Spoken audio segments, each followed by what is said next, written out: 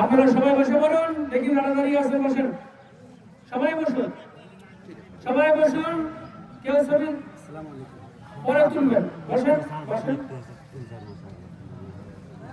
আল্লাহ রাব্বুল আলামিনের শুকরিয়া যে আমরা এমন একটা দিনে এখানে ঐক্যবদ্ধ হয়েছি যখন আল্লাহ পাক আমাদের সকলকে ক্ষমা করে দেওয়ার প্রতিশ্রুতি দিয়েছেন। বলেন সুবহানাল্লাহ। আল্লাহ পাক ঈদের দিন ফেরেশতাদেরকে জিজ্ঞেস করবেন, হে আমার ফেরেশতারা, এই যে আমার বান্দারা আমাকে না দেখে না খেয়েছিল, কষ্ট করেছে, এদেরকে আমরা কি পুরস্কার দেব? ফেরেশতারা আল্লাহকে বলবেন, আল্লাহ তুমি তাদেরকে যথাযথ পুরস্কার দাও। আল্লাহ বলবেন যে আজকে আমি এদেরকে সবাইকে নিষ্পাপ করে দিলাম। বলে সুবহানাল্লাহ। আমি একদল নিষ্পাপ মানুষের সামনে দাঁড়িয়ে কথা বলছি, আলহামদুলিল্লাহ।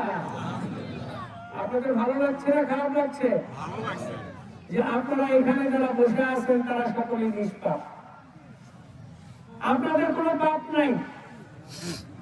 একটা সদ্য নবজাতক শিশু জন্ম নিলে সেই শিশুর যেমন কোনো পাপ থাকে না, আজকের এই ঈদের দিনে আল্লাহর পুরস্কার হচ্ছে, ঈদের দিনের খুশি হচ্ছে এইটাই যে আল্লাহ পাক আমাদের সকলকে নিষ্পাপ করে দিয়েছেন। সুবহানাল্লাহ। আপনার কি বিশ্বাস হয় আপনি নিষ্পাপ হয়েছেন? আমার বিশ্বাস হয়, তবে একটু মনের মধ্যে সংকোচ আছে যে আল্লাহ নিষ্পাপ করলো কি করলো না। ঈদের দিন হযরত ওমর রাদিয়াল্লাহু তাআলা আনহু ঘরের দরজা বন্ধ করে দিয়ে কাঁদতেছিলেন। লোকেরা খুঁজতেছিলেন হযরত ওমর কই গেল। হযরত ওমরকে আবিষ্কার করা হলো তিনি একটি ঘরের মধ্যে দরজা বন্ধ করে দিয়ে কাঁদতেছেন। জিজ্ঞাসা করলেন, ওমর আপনি ঘরের দরজা বন্ধ করে দিয়ে কাঁদেন কেন? হযরত ওমর জবাবে বললেন, আজকের এই ঈদের দিনে আল্লাহ পাক সকল মানুষকে ক্ষমা করে দেবেন, কিন্তু আমি ওমর নিশ্চিত হতে পারিনি আমাকে ক্ষমা করা হবে কিনা। আশঙ্কা আছে না নাই? আশঙ্কা আছে।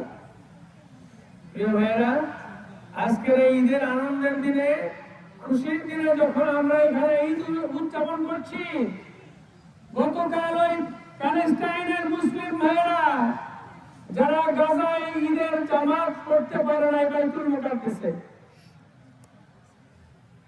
বিগত 60 বছরের মধ্যে প্রথম বাইতুল মুকাদ্দাসকে ঈদের জামাত করতে দেওয়া হয় নাই। আমার মুসলিম ভাইয়েরা বাইতুল মুকাদ্দাসে ঈদের নামাজ পড়তে পারে নাই। কত বছর ঈদের জামাতের একজন খতিব দাঁড়িয়ে খুতবা দেওয়ার জন্য দাঁড়ালেন, দাঁড়িয়ে তিনি শুধু একটা কথা বললেন, যে বিশ্বের মুসলমানেরা গাজার মুসলমানদের পাশে দাঁড়ায় না, লক্ষ লক্ষ শিশুদেরকে হত্যা করা হচ্ছে, মারা হচ্ছে, এরপরেও যখন বিশ্বের কোন মুসলিম দাঁড়ায় না, আমি খুতবা দেব কার সামনে? আমি আর খুতবা দেব না। তিনি বসে পড়লেন, তিনি আর খুতবা দেন নাই। প্রিয় ভাইয়েরা আমার, এখানে আমি যখন আপনাদের সামনে দাঁড়িয়ে কথা বলছি, আল্লাহর শুকরিয়া আদায় করছি, আমাদের গুনাহ মাফের জন্য আল্লাহর কাছে কৃতজ্ঞতা জ্ঞাপন করছি। সেই টাইমে আমাদের মুসলিম ভাইদেরকে নির্বিচারে হত্যা করা হচ্ছে, মারা হচ্ছে।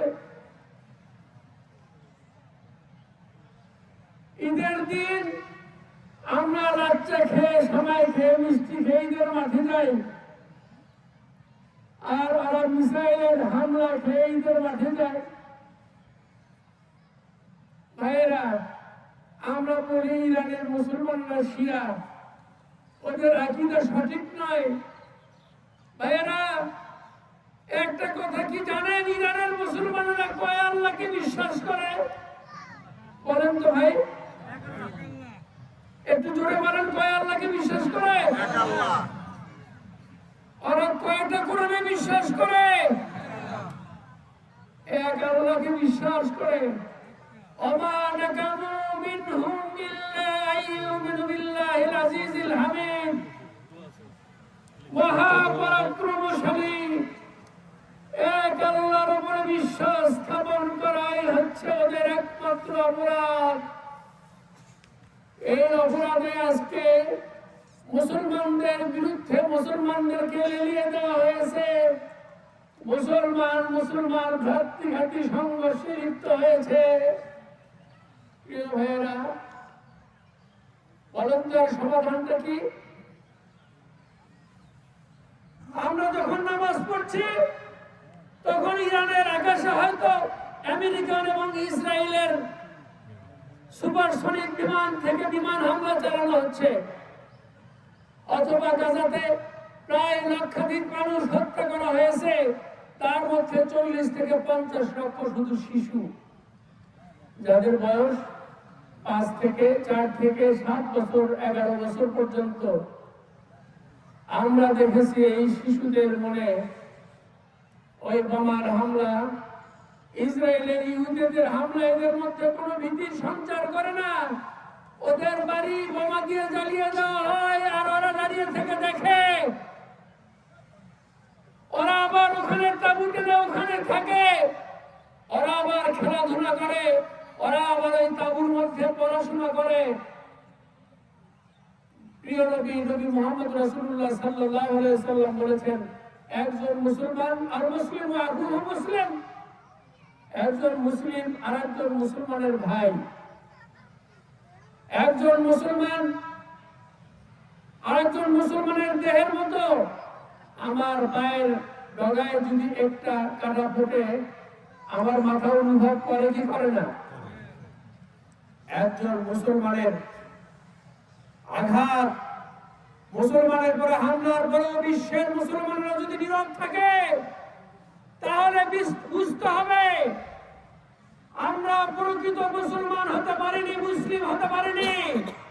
আমরা মুসলমানদের পক্ষে দাঁড়াতে চাই। বলেন নারায়ে তাকবীর, আল্লাহু আকবার, নারায়ে তাকবীর, আল্লাহু আকবার।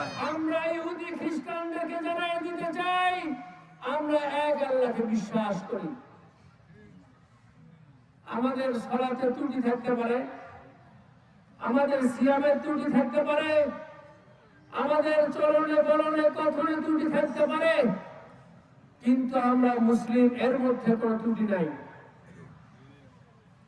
খ্রিস্টানরা, ইহুদিরা, মুশরিকরা তোমাদেরকে বলতে চাই, তোমরা সাবধান হয়ে যাও। বিশ্বের মুসলমানরা ঐক্যবদ্ধ হচ্ছে, কি আপনারা ঐক্যবদ্ধ হবেন না?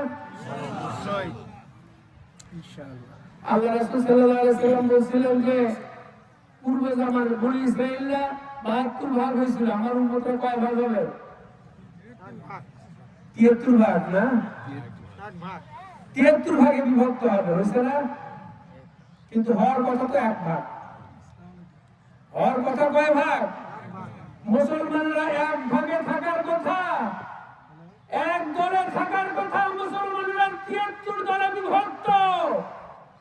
মুসলমানরা কখনো বিভক্ত থাকতে পারে না। প্রিয় ভাইয়েরা আমার, আমি আপনাদের সামনে একটা আয়াত বলেছিলাম, আমরা যে মাস অতিক্রম করলাম, এই মাসটা কি মাস ছিল ভাই? রমজান। রমজান শব্দের অর্থ কি? পুড়িয়ে ফেলা, সারখার করে ফেলা, ছাই করে দেওয়া, ভস্ম করে দেওয়া। আমি একজন মানুষ, কিন্তু আমার ভিতরে 2টা গুণ আছে। আমি একজন মানুষ হিসেবে আমার মধ্যে মানবিক গুণ আছে, আবার আমি একজন মানুষ হিসেবে আমার মধ্যে একটা পশুর গুণ আছে। পশু খায়, ঘুমায়, মল ত্যাগ করে, জৈবিক চাহিদা পূরণ করে, আমরাও তাই করি, ঠিক না ঠিক? কিন্তু পশু খাওয়ার সময়, একটা কুকুরের কথা যদি বলি, একটা কুকুর খাওয়ার সময় কি হালাল হারাম বাঁচে? জবাব দেন। হালাল হারাম বাঁচে না। একটা কুকুর মল ত্যাগ করার সময় সুন্নতি কায়দায় মল ত্যাগ করে। একটা কুকুর তার জৈবিক চাহিদা পূরণ করে কি সুন্নতি কায়দায়, না রাস্তার মোড়ে?